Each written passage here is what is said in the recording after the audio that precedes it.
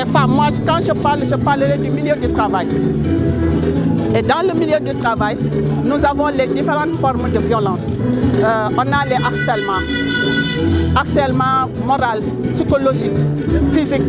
Nous l'avons dans le milieu du travail. Et ça crée un déséquilibre entre hommes et femmes. Et le pouvoir aujourd'hui au Sénégal, vu qu'on est patriarcal, c'est géré par les hommes. Et à chaque fois, dans le cadre d'une discrimination donnée dans le milieu du travail, c'est quand l'homme gère, impose sa volonté au niveau des femmes. Nous occupons les postes les moins bas. Et dans le secteur de l'économie informelle, nous avons beaucoup plus de femmes que d'hommes. Dans le travail, dans le cadre des travaux, dans le cadre du travail, nous avons le travail précaire. Les plus faibles niveaux, c'est au niveau des femmes. Donc ce déséquilibre-là entre hommes et femmes existe bel et bien. Et c'est dans le cadre de ces violences. Quand on réglera les violences, et nous avons une convention que nous avons adoptée l'année passée, une convention sur les violences sexistes et sexuelles en milieu du travail. Nous l'avons adoptée au mois de juin.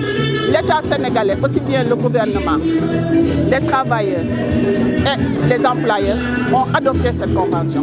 Et cette convention est venue à son heure parce que nous n'avons absolument rien dans la législation sénégalaise. Quand on réglait le problème, on utilisait d'autres conventions comme la convention 29, la convention 87 ou 98 ou 100 ou 111, c'était pour régler les problèmes. Mais aujourd'hui, nous avons une convention que vraiment l'État peut ratifier. Et en ratifiant cette convention, va nous mettre à l'aise dans le cadre d'un poids important concernant les femmes. Parce que les femmes quittent la maison au lieu de travail et le lieu de travail à la maison. Nous avons toutes les formes. Nous avons mobilisé aujourd'hui les femmes de la pêche, les marieuses qui subissent aussi certaines violences, les femmes qui travaillent dans le marché de Pikine, qui sont là avec nous, les femmes qui travaillent, ce sont des femmes qui sont au niveau des forats. Et vous savez ça, il y a une manipulation des armes blanches. Donc nous avons les différentes et nous avons aussi les élèves que nous avons amenés. Ça constitue certaines violences et des enseignants. Donc c'est pour dire que nous allons nous mobiliser pour vraiment dire qu'il n'y a plus de violence. Après le séjour d'activisme, je pense qu'aujourd'hui ça sera un jour phare qui va nous permettre de nous lancer dans le cadre des recommandations que nous allons faire et pour pouvoir dérouler correctement et pour obtenir vraiment, pour nous en tant que femmes travailleuses, la ratification de la convention, mais aussi pour que la population puisse s'approprier de cette convention. L'autonomisation des femmes peut bien aider à lutter contre les violences basées sur le genre. Une femme autonome financièrement et indépendante. Dans cette vie, maintenant, vraiment, il y a beaucoup de femmes qui ne sont pas à l'école. Cette ignorance fait que certaines femmes ne savent pas où aller et comment faire si elles sont violées. Moi, vraiment, qui vous parle, je crois au travail. Les jeunes doivent croire au travail, s'engager et être autonomes. Vraiment, ça peut même aider au développement du pays. Parce que tant que nos consciences sont sous-développées, le pays sera plus que sous-développé aussi. Le constat est fait de leur récurrence et de la cruauté dont ces violences sont de plus en plus commises. Entre 2018 et maintenant, 668 cas de violences basées sur le genre, sur mineurs, ont été recensés. Des violences que sont des attouchements sexuels et également des attentats à la pudeur et des viols. 706 femmes sont également victimes d'agressions sexuelles. Mais rien que cette année, entre janvier 2019 et novembre 2019, il a été recensé 14 femmes qui sont tuées suite à des violences sexuelles. Et parmi ces victimes, on a décompté 3 mineurs entre 11 et 14 ans et 2 femmes en état de grossesse. Donc ce qui inquiète aujourd'hui, c'est la récurrence non seulement de ces violences basées sur le genre, mais également de l'âge précoce de l'auteur de violence. De plus en plus, l'auteur de violence se trouve dans la tranche d'âge 25-30 ans. On a même identifié des auteurs de violence qui sont en dessous de cet âge de 20 ans. Et également la jeunesse également des victimes de violence. Ces victimes de violence qui sont dans la tranche 30-35 ans. Et ces violences se sont passées pour la plupart du temps dans la sphère familiale ou dans la communauté, donc dans l'entourage immédiat de la victime, ou dans la rue, ou en milieu professionnel, ou à l'école, ou sur le chemin de l'école, pour dire que nul n'est à l'abri des violences faites aux femmes, notamment les violences sexuelles. Mais c'est le lieu également de remercier le président de la République, de le féliciter parce qu'il a tenu ses engagements. Quand, avec la récurrence des violences sexuelles, notamment les viols, les organisations de la société civile se sont levées pour dire non, de barrer la route à ces violences faites aux femmes. Et le président de la République avait pris l'engagement d'une criminalisation du viol et de la pédophilie. Nous avons, en plein Conseil des ministres, assisté à la tenue de cette promesse par le président de la République en donnant des instructions pour un projet de loi portant durcissement de la loi sur le viol et la pédophilie. Ce projet de loi qui va être voté à l'Assemblée nationale, pour sûr, est d'une grande avancée, mais ce que nous demandons particulièrement, c'est que cette loi soit suivie par des mesures d'accompagnement, qu'il y ait des mesures d'accompagnement permettant l'effectivité de la loi, qu'il y ait des mesures d'accompagnement. La protection juridique, elle est importante, mais également la protection sanitaire et la protection psychosociale. Les organisations de la société civile demandent également d'axer les actions sur la prévention et sur la prise en charge des victimes de violences. Et pour cela, il a été demandé, nous avons demandé qu'au moins 5% du budget national soit alloué à la lutte contre les violences basées sur le genre de façon précise pour qu'il y ait effectivement une bonne prévention, mais également une bonne éducation, particulièrement l'éducation dans la société, dans la sphère familiale. La protection de la sphère familiale, cette sphère qualifiée de privée et où se passent les pires formes de violence basées sur le genre.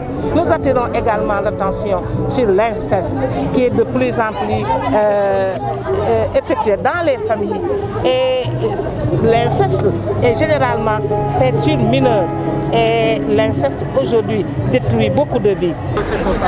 Je pense qu'il faut absolument que tout le monde sache que c'est Dieu même, c'est Dieu d'abord qui a donné de l'importance à la femme. Dans le Coran, on retrouve la sourate Maryam. Donc la femme, elle est au début et à la fin de tout. Donc la fillette maintenant, c'est représente la nation. Donc c'est pourquoi tout le monde doit être conscient du rôle que doit jouer la femme. J'ai fait un poème pour manifester cela. Ce poème, c'est en wolof que j'ai dit jànq bi yow jànq bi te di ndaw amoo yow sa ndaw sàmmal sa bopp te di daw soo ko defee di nga raw mooy toujours ma fo ak langue yow te fonk yow sa njàng bul di wax loo xamul te bul di def loo mënul lu ko mooy daa bëri bor te itam daa mën a wax jànq bi bu jaay sa bopp ndax dërëm muñal ëllëg am ngërëm mooy tul ma jëw ak i beew te bul di wax gi sow bàyyil ma jëw ak rambaaj bul toog di fen ba mu naaj lii yëpp soo ko defee yaa ko yor soo ko deful yoroo tous dara naa résumé en français ce n'est rien d'autre que des caractères que doit avoir la jeune fille. Elle ne doit pas mentir, elle ne doit pas vouloir trop d'argent, elle ne doit pas s'intéresser au matérialisme, mais elle doit au contraire s'intéresser à son étude. Et en plus de ça, pouvoir travailler et au niveau de la maison, ne pas tout laisser à son mari, mais sache que demain, c'est elle qui doit pouvoir éduquer ses enfants. C'est pourquoi surtout le travail, elle ne doit pas être quelqu'une qui reste dans la maison. Parce que si, par exemple, ton mari remarie une autre femme, la femme ne peut pas délaisser ses enfants. Mais l'homme est libre d'aller partout. C'est pourquoi il est extrêmement important de conscientiser donc la femme, pour les femmes, les filles surtout, pour qu'ils puissent avoir conscience qu'elles vont devenir femmes et qu'elles vont avoir des enfants qui doivent être éduqués pour pouvoir réussir dans la vie. Cette loi soit appliquée quand elle sera véritablement votée et mise en application. Une chose est claire, nous avons la loi de 1999 et nous avons fait l'évaluation de cette loi. Nous savons que ça fait partie des meilleures lois, mais il y a toujours des problèmes d'application, des faiblesses dans l'application de la loi. Dans la même lancée, nous allons demander à ce que le législateur vote cette nouvelle loi, mais que la justice puisse quand même appliquer cette loi, appliquer les autres lois pour que le Sénégal puisse connaître des lendemains meilleurs. Maintenant, en ce qui nous concerne, nous, sociétés civiles, qui avons demandé la loi, il nous appartient, il est de notre responsabilité de nous engager à vulgariser la loi aussi. Parce que quoi qu'on dise, nous considérons que la loi doit être un instrument de dissuasion et non aller jusqu'à la condamnation. Nous souhaitons que cette loi-là soit connue de tout le monde et nous devons nous engager à vulgariser la loi partout, dans tous les hameaux, dans tous les villages, dans toutes les villes, pour que nul n'en ignore. Parce que ceux qui seront victimes de viol, ce sont nos enfants, ce sont nos filles. Ceux qui seront aussi indexés comme étant les auteurs, ce sont nos enfants aussi. Et nous ne voulons pas que nos enfants soient véritablement encore dans une situation de viol ou de violence faite aux femmes. Nous voulons que cela soit éradiqué dans la famille, éradiqué dans notre société. Et c'est la famille qui y gagne. C'est pourquoi nous devons nous engager à vulgariser la loi, à éduquer les enfants, à faire connaître la loi au sein de la famille sénégalaise pour que nul n'en ignore et que ça soit une loi dissuasive et que l'application soit véritablement l'exception et non la règle. C'est un combat que doit mener non seulement toutes les femmes mais toute la communauté. Il est aujourd'hui important que tout le monde s'engage parce que les responsabilités sont partagées, mais également il faudrait une bonne sensibilisation des communautés pour que la communauté comprenne ce que c'est qu'une violence faite aux femmes. Je pense qu'aujourd'hui il est important également d'aller vers les communautés, c'est-à-dire les enfants, au niveau des quartiers, des communautés, beaucoup plus parler avec les enfants, les femmes, les jeunes qui sont des porteurs de voix ou bien qui sont membres des associations pour qu'à leur tour qu'ils mènent le combat. Parce que nous, cela fait pratiquement 25 ans que nous luttons contre les violences faites aux femmes. Certes, il y a des avancées, mais également il faudrait qu'on prépare la relève pour que ces jeunes puissent porter le combat de lutte contre les violences faites aux femmes. C'est pour cela aujourd'hui que nous nous engageons auprès des organisations de femmes que nous sommes, auprès des élèves, auprès des enfants, auprès des jeunes pour mener ce combat, pour éradiquer, sinon réduire carrément les violences dont les femmes sont victimes. Nous avons malheureusement perdu beaucoup de nos sœurs ces dernières années à cause peut-être que des actions de sensibilisation au niveau de la société civile avaient été peut-être